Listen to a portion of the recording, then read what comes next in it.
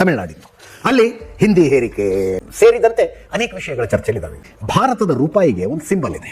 ತಮಿಳುನಾಡಿನವರು ಆ ಸಿಂಬಲ್ ತೆಗೆದು ತಮಿಳು ಅಕ್ಷರದಲ್ಲಿ ರು ಅಂತಷ್ಟೇ ಇಟ್ಕೊಂಡ್ರು. 2024 ಬಜೆಟ್ ಪೋಸ್ಟ್, 2025 ಬಜೆಟ್ ಪೋಸ್ಟ್ ನೋಡ್ತಾ ಇದ್ದೀವಿ. ಬಟ್ ಯಾಕೆ ನಮ್ಗೆ ಅರ್ಥ ಆಗುತ್ತೆ ಆ symbol. What does it signify? ಏನು ಸಿಗ್ನಿಫೈ ಮಾಡುತ್ತದು? ಅದು ರೂಪಾಯಿಯ ಸಿಂಬಲ್. ಅದರಲ್ಲಿ ಏನಿದೆ? ಹಿಂದಿ ರ ಅಕ್ಷರ ಇದೆ.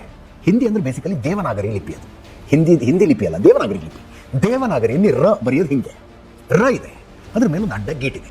ಓ, ಇದು ಹಿಂದಿ ಥರ ಕಾಣಿಸುತ್ತಲ್ಲ, ಕಿತ್ತಾಕ್ರಿ ಅದನ್ನ. ತಮಿಳುನಾಡಿನಲ್ಲಿ ರು ಬರೆಯೋಣ ಅಂತ ಹೊಸ ಸಿಂಬಲ್ ಮಾಡ್ಕೊಂಡಿದ್ದಾರೆ. ಆಕ್ಚುಲಿ ನೋಡಿ, ಆ ಸಿಂಬಲ್ ಡಿಸೈನ್ ಮಾಡಿದ್ದೆ ಒಬ್ಬ ತಮಿಳುನಾಡಿನ ವ್ಯಕ್ತಿ.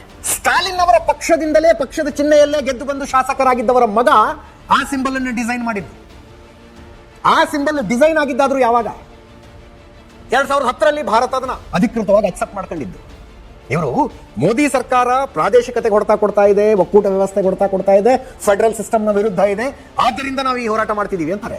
ಬಟ್ ಆ ಸಿಂಬಲ್ ಅನ್ನ ರೂಪಾಯಿ ಅಧಿಕೃತ ಸಿಂಬಲ್ ಆಗಿ ಅಕ್ಸೆಪ್ಟ್ ಮಾಡ್ಕೊಂಡಿದ್ದು UPA ಸರ್ಕಾರ, ಕಾಂಗ್ರೆಸ್ ನೇತೃತ್ವದ ಸರ್ಕಾರ. ಭಾರತ ಅಧಿಕೃತವಾಗಿ ಒಪ್ಪಿಕೊಂಡ ಚಿಹ್ನೆ ಆಗಿತ್ತು ಅದು. ನನ್ನ ಪ್ರಶ್ನೆ ಇರೋದು, ಭಾರತಕ್ಕೊಂದು ರಾಷ್ಟ್ರ ಧ್ವಜ ಇದೆ ರೀ, ನಮಗಲ್ಲ ಅದು ಅಂತೀರಾ?